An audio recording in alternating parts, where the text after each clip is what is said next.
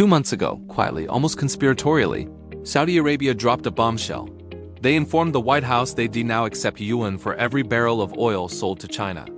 You probably didn't see it on the evening news, but that one quiet announcement did more damage to the dollar's global standing than any geopolitical skirmish or economic sanction ever could. Still think de-dollarization is just some fringe theory cooked up in online forums? Well, the price of gold just screamed otherwise, and it's got a story to tell. Okay, we've all heard the term de-dollarization, right? But most of the mainstream media treats it like some slow-motion glacier, interesting. Maybe inevitable, but safely distant. They're wrong, dead wrong. This isn't a glacier. It's a bullet train, and the divorce papers aren't being signed with ink, they're being stamped in gold. Last year, central banks didn't just buy a little gold. They hoovered up 1,082 metric tons of the yellow metal, the highest haul since records even began back in 1950. And get this, 77% of reserve managers polled by the World Gold Council? They're not just planning to keep stacking. They're making a coordinated, strategic exit from the greenback. This isn't a hobby, folks. It's a seismic shift. While CNBC debates whether inflation is sticky, governments around the world are telling us, loud and clear, trust in the dollar is evaporating faster than the Fed can print it.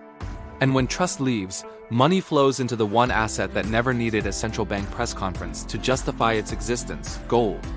If your entire financial world still revolves around the dollar, would you trying to measure tomorrow's landscape with yesterday's ruler? And that ruler just got a whole lot shorter. So why gold? Not Bitcoin, not some fancy real estate, and definitely not a stack of Swiss francs under the mattress. The answer is elegantly simple. Gold is the ultimate, universally recognized reserve asset, carrying absolutely zero counterparty risk. There's no CEO to fire, no treasury to default, no blockchain to fork overnight. Just a dense, immutable lump of history that has outlived every single fiat currency experiment for over 5,000 years. Think about that. When the Federal Reserve telegraphs rate cuts, real yields go negative. What does that do? It erases the opportunity cost of holding bullion. Suddenly gold, which doesn't pay interest, looks a lot more attractive. Normally, a weaker dollar is supposed to boost exports, right? But this time, it's actually gutting foreign appetite for use treasuries. We're not just seeing China and Japan slow down their buying, they're actively dumping these things. And where's all that cash going? You guessed it, quietly but consistently rotated straight into gold. Because bullion is priced in dollars, a sliding buck makes the metal cheaper for the rest of the world, amplifying demand even further. Add persistent inflation, which dilutes cash like a bartender watering down whiskey, and you've got the perfect recipe for record prices. Spot gold already blew past $2,400 in May, hitting an all-time high, and Bank of America's commodity team? They're openly talking about a path to $5,000 by 2026. Even crazier, if the dollar index dips below 90. Some serious desks aren't ruling out $10,000 an ounce before this decade is out. Sounds absolutely wild, right? Until you remember that's only a 300% move, significantly less than gold's performance during the 1970s stagflation. History has a funny way of repeating itself, especially when politicians are involved. The second act of this story isn't just economic. It's profoundly geopolitical. The BRICS nations Brazil, Russia, India, China, South Africa, and the growing queue of 24+ countries practically banging down the door to join aren't just getting together for annual group photos and diplomatic pleasantries. Oh no, they're actively, aggressively building entirely parallel payment rails designed to bypass SWIFT and, by direct extension, the US dollar. Russia already prices its euros crude in rubles and yuan. India just snapped up 1 million barrels of Russian oil, payable in dirhams, rupees, and get this, gold grams. Let that sink in. Even French energy giant Total has settled LNG shipments to China in yuan. When commodity exporters, the lifeblood of global trade, start invoicing in anything other than dollars, the currency's reserve status unravels faster than a cheap sweater. Gold isn't just a shiny backdrop to this shift. It's the very foundation. It's the neutral settlement layer, the ultimate safe harbor that absolutely nobody can sanction or weaponize. Imagine a BRICS clearinghouse that could warehouse bullion and allow members to net trade balances in physical ounces. Why hold dollars you can't spend, or treasuries that can be frozen with the stroke of a pen? If that sounds hypothetical, consider this. The Shanghai Gold Exchange already settles physical contracts in yuan. And Dubai's DMCC is stockpiling kiloburs, labeled export to undisclosed central bank. The infrastructure isn't theoretical, it's live, breathing, and expanding. The mainstream press? They just haven't connected these rather obvious dots for you yet. While retail investors are glued to Reddit, desperately hunting for the next short squeeze, they read completely missing the quiet exodus happening right under their noses. An exodus out of the very currency their entire brokerage statement is denominated in. Here's the uncomfortable truth. If your portfolio is built on that classic 60% stocks, 30% bonds, 10% alternatives model, and all of it trades in dollars, then you are, by default, massively long the dollar. And when that dollar starts to wobble, everything you own gets repriced, often downwards. In a full-blown currency reset, custodians can, and often will, suspend redemptions. The only real unassailable hedge is direct physical ownership. Coins, small bars, or truly allocated storage outside the traditional banking system. We're already seeing premiums on 1-ounce coins hit 10% over spot, a clear signal of tightness in the physical market.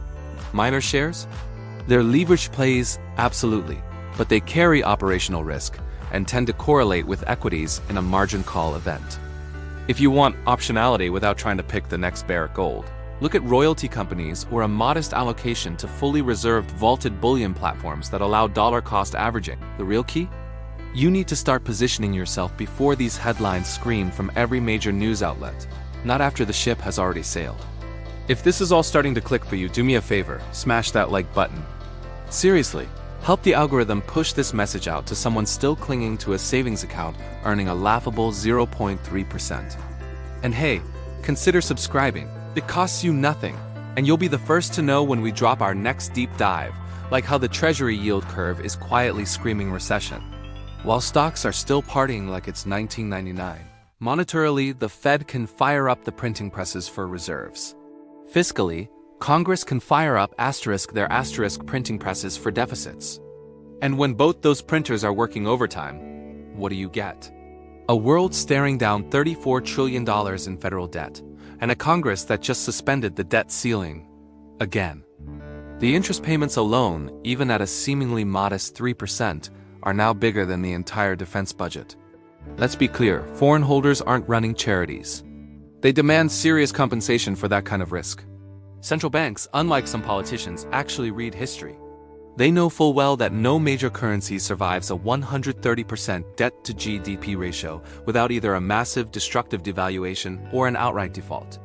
So instead of waiting for the inevitable shoe to drop, they're front-running it, quietly swapping those flimsy paper promises for solid, inert bullion that can literally sit in a vault for centuries, unfazed by political whims.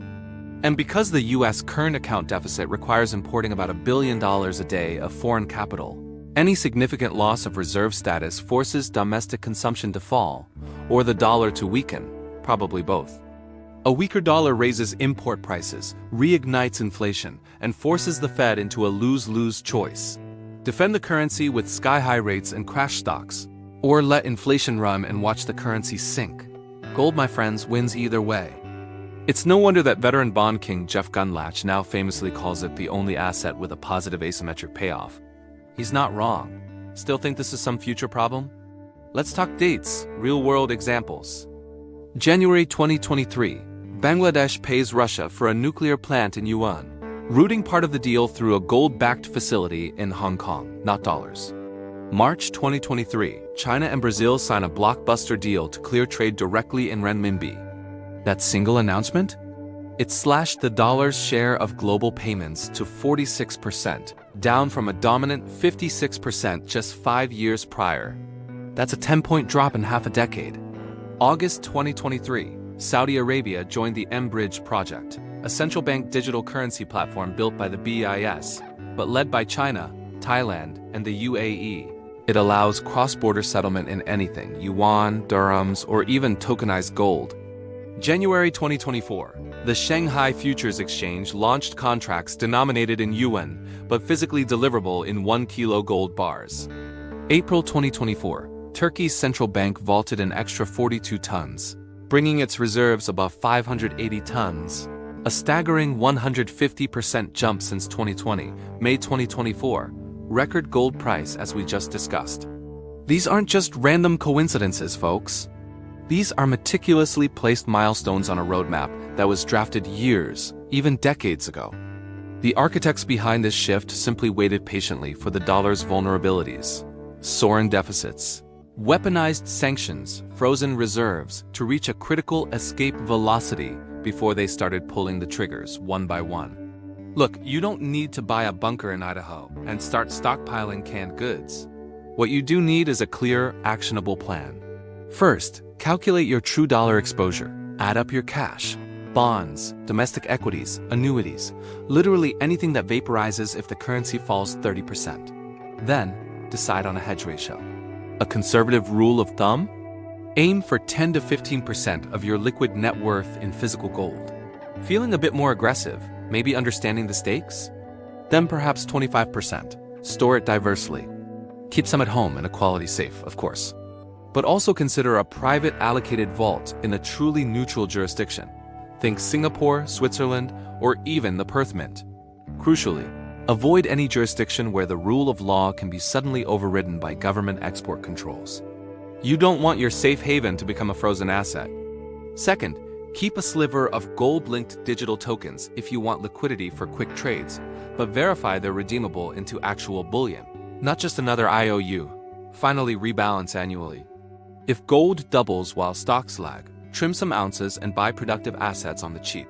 If stocks rip and gold lags, do the opposite. The goal here isn't to worship gold or to become some kind of gold bug fanatic. It's to treat it for what it truly is, the default global equity, the currency zero that naturally rebalances your financial life when politicians inevitably treat the money supply like a bottomless political goodie bag. So let's be crystal clear, de-dollarization isn't some wild conspiracy theory anymore. It's a meticulously compiled, undeniable data set. And gold? Gold is the only asset out there screaming the unvarnished truth, while bond yields continue to whisper sweet, dangerous lies. Central banks are dumping dollars like hot potatoes, commodity giants are invoicing in yuan, and the price of bullion is clocking record after record because, deep down, everyone with half a brain knows the math just doesn't work. You can either sit back and wait for the inevitable alarming headlines. Dollar loses reserve status, or you can start hedging today with a bit of that timeless yellow metal, the one asset that has never ever required anyone's promise to hold its value. If you found real value in this breakdown, please do me a favor. Share it with that friend who still genuinely believes inflation is transitory. And seriously, drop your questions below. I'm always quick to reply to early comments. Don't forget to hit that subscribe button. Next week, we're diving deep into why Treasury yields might invert even further, and what that ominous signal has meant for gold ever since Nixon slammed the gold window shut.